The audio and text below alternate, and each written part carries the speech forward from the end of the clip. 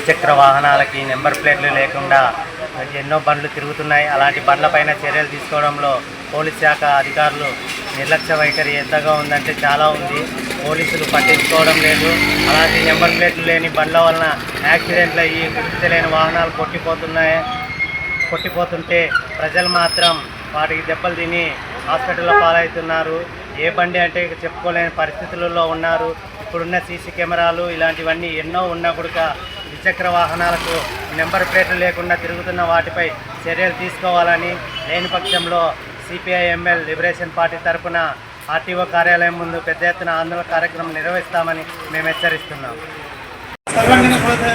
అలాగే చిన్నపిల్లలకి బండ్లు ఇచ్చి తల్లిదండ్రులే బండ్లు ఇచ్చి బయటికి పంపుతున్నారు.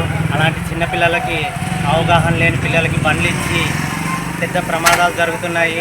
అలా చిన్నపిల్లలకి ఎలాంటి లైసెన్స్ లేని పిల్లలకి బండ్లు ఇచ్చిన తల్లిదండ్రులపైన కేసులు నమోదు చేస్తే ఇంకోసారి బండ్లు ఇవ్వకుండా చిన్నపిల్లలకి ఇవ్వకుండా ప్రమాదాలు జరగకుండా ఉంటాయని మేము అడుగుతున్నాం. అందువలన ఎవరైతే చిన్నపిల్లలకి బండ్లు ఇస్తారో వారిపైన కేసులు నమోదు చేయాలని, వారి తల్లిదండ్రులపైన కేసులు నమోదు చేయాలని మేము తెలుపుతున్నాం. ఇంకా అలాగే చిన్నపిల్లలు కానీ పెద్దలు కానీ బండ్లపైన త్రిబుల్ రీడింగ్లు, 4 రీడింగ్లు, 4, 3 ఈ విధంగా హెవీగా పోతూ చాలా ప్రమాదాలకు గురి అవుతున్నారు. అలాంటి వారిపైన వెంటనే క్రిమినల్ కేసులు నమోదు చేయాలని మేము సిపిఐఎంఎల్ లిబరేషన్ పార్టీగా కోరుతున్నాము. లైక్ చేయండి, షేర్ చేయండి, సబ్స్క్రైబ్ చేయండి.